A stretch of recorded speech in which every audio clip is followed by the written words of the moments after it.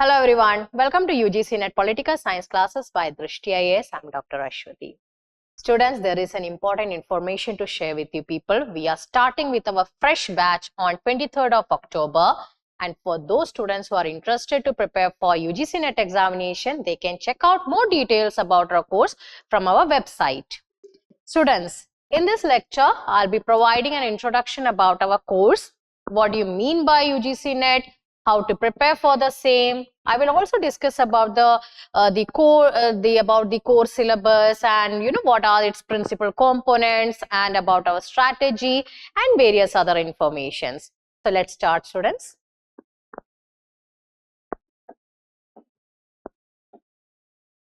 So first we need to understand what we mean by the UGC NET examination. It is basically an eligibility test.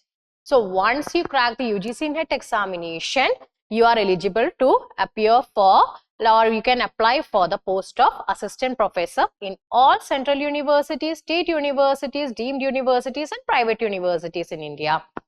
Secondly, there is another information also associated with it, that is JRF.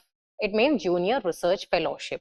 When you have UGC NET plus JRF, then you will get a fellowship for a certain period when you are enrolled in a PhD program. So it is a good amount so that it will actually help the students to have a stress-free research time as well when you are pursuing your PhD. So students, this is the most important information, that is about UGC NET and JRF examination. Then after, already I have discussed that it is required for lecturership. Then after, who conducts the UGC NET examination? National Testing Agency, which conducts the examination. And as you know that the National Testing Agency conducts UGC NET examination twice a year. Okay. Now, let's move to our next slide, and this is about the syllabus discussion. One of the most key aspects when you are preparing for any examination, whether it is UGC NET, whether you are preparing for CUET examinations or for UPSC or any type of examination, what you first need to know is the syllabus. Like what type of areas they are going to cover, what sort of questions they are going to ask.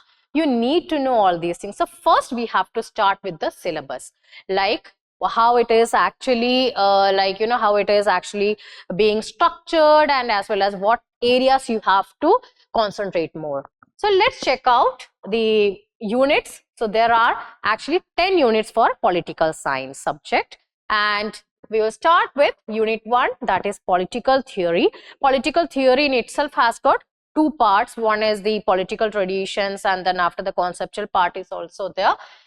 So political theory, like we get to know about the concept. So I always suggest students that when you are preparing for UGC NET examination, start with political theory. Why? Because it will provide a very strong foundation. Because you should know that what you mean by government, you should know that what you mean by democracy, rights, equality, and every other, just the idea of justice, and so many things are there. When your foundation is strong, then it becomes very easy. When we deal with political theory, as you know that there are so many aspects, like the institutionalist approach, like the traditional one. They're starting with the very normative traditional approach is there, how it made a shift to that of behavioral movement. Then after, how post-behavioralism emerged, logical positivism, so many things are there.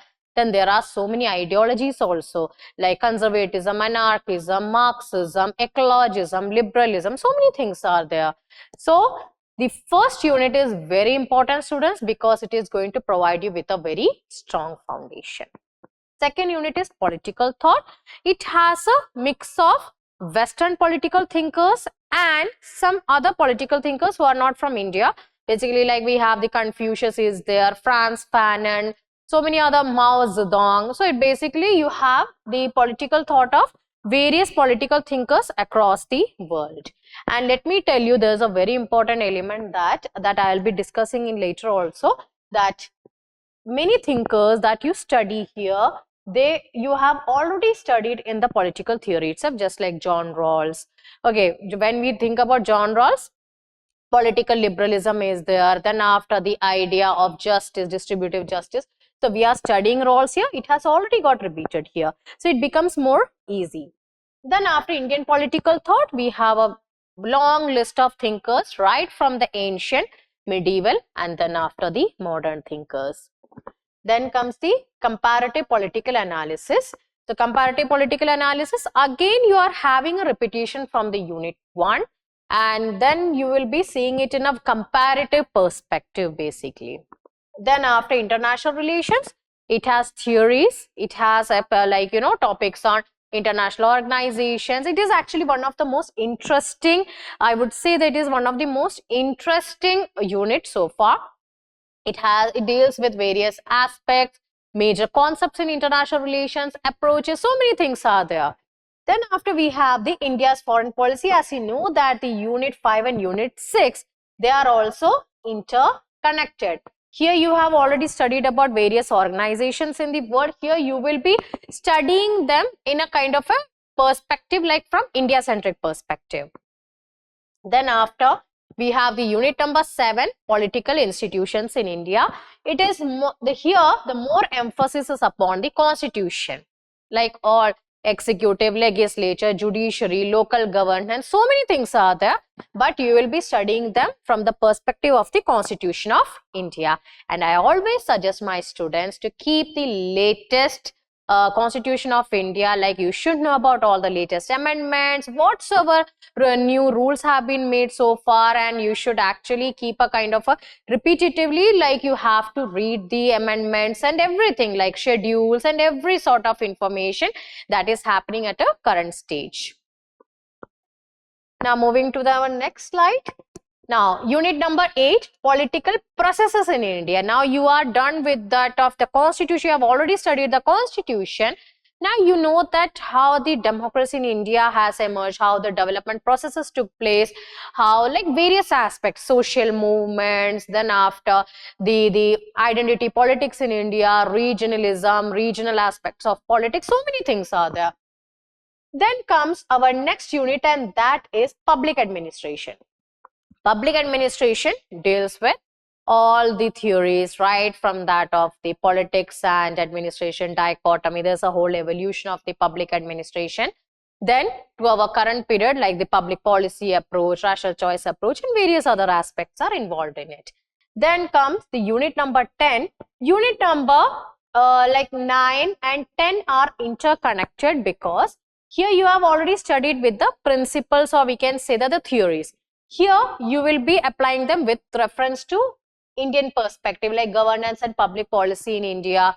You will be dealing with accountability, like you will be covering the areas of, let's say that like the policies which are made by the government, like for right to education, right to information. So many informations are there with reference to health policies, Jan Sunwai, social audit. This is one of the most interesting aspect, I would say, students. So this is all about the syllabus. 10 units are there. Some units are interconnected. So you have to prepare smartly. Okay. Moving to our next this slide here. This is the course strategy. Now, as you know that when you are actually preparing for any examination, you have to develop your own strategy. For that, you have to go through the previous year's question papers, and you have to see that what sort of questions are asked. Is there any pattern? So let's check out. The strategy to crack UGC NET Political Science is to focus on 6 key areas. Like in every question paper, you find the 6 types of questions here. Direct questions, they may give you a kind of a very direct question. Who wrote this book? Who said this concept? It's quite very, like we can say, there's a direct form of question, right? Next one is subjective statement analysis. It also has got 2 types. One is they will give you statement 1 and statement 2, or they may give you reason and assertion and reason question. Like it is like both are subjective. Like you will be provided with a subjective statement, so you have to find out which one is the correct statement, whether the assertion actually has a kind of a synchronization with the reason or not. All these things you will be dealing in the second type of question. Third is the who said what. Basically, it is about the authors, thinkers. Chronology based, they may give you a kind of a list of events or list of books when they were published. You have to put them in a chronological order. For that, you should know about the thinkers. Like, it is not just like, you have to understand. My like kind of, or the strategy at Drishti is that we try to make students understand about concepts through a historical understanding. You should, whether it is about any thinker, you should know that like every other thinker, like they never like write in a vacuum or something, they never write in isolation. There are like influences. You should know that historical events which actually help you in solving questions like the chronology based questions. Identification of books. Every time, any thinker, their book name and the year of publication is one of the most important elements. Then the next type of question, match list 1 with list 2. Here also you may be provided with various type of concepts may be provided at one end, the thinkers names or the scholars names. So you have to, or they may ask you about like, they may give you a list of the articles and you have to identify them, or the list of the amendments on one side and their explanation on the other side, list of articles and their explanation on the other side. So what do you need? You have to study things objectively. Our course is designed for a comprehensive learning of UGC NET Political Science syllabus through objective mode. I have already discussed it. Faculty will provide detailed explanation of all contents or like in each unit, and with more emphasis on the historical emergence, historical evolution. Discussion on last year's questions after completion of each unit. We do focus on like, we provide a kind of a comprehensive understanding about previous year's questions, whether there are any changes in the pattern, the way the UGC NET is putting up the questions. We trace it and then we discuss it with our students as well. Now here comes our last slide, and this is about faculty's thoughts. So this is about my strategy here. Understand the syllabus. This is the key mantra, students. Understand the syllabus. Focus on previous year's questions, because this actually gives you a kind of a confidence that, okay, now here the questions are coming from this areas. So it is going to help you people, and it will definitely ease the tension and confusion as well. Third one, objective learning method to be utilized. It means that here you have to understand. You don't have to read them like passages or anything. No, you have to identify the key areas like, okay, who wrote Chembayil? So who is that thinker? Who said what? Leviathan. Who said what? Why? He was reacting to what? So this is the method how you can actually employ here. And here at Drishti, we help your students to have a kind of an objective learning. Thematic learning. Thematic learning is what I told you, that the unit number 1 and unit number 2 and unit number 4 are interconnected. It means that you will find a repetition of various scholars, books, ideas. So this is going to make your learning more easy. Similarly, unit number 7, unit number 8 are interconnected. Unit number 9 and unit number 10 are also interconnected. Unit number 10 is also connected with that of unit number 7.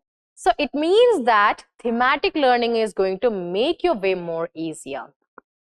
Revision is necessary, yes. Like you may have read so many things, but without revision, it is very difficult, students. So you need to go back through all the concepts again and again. So it will definitely provide you with a good, what we call it as a kind of it will help you, or it will help in enhancing your memory. So students, that's all in this class. I'm just reminding you people that we are coming with our next batch which is starting from 23rd of October. So those who are interested, they can check out the Drishti's website for more information about our course. So thank you for watching this lecture. See you in another lecture. Bye.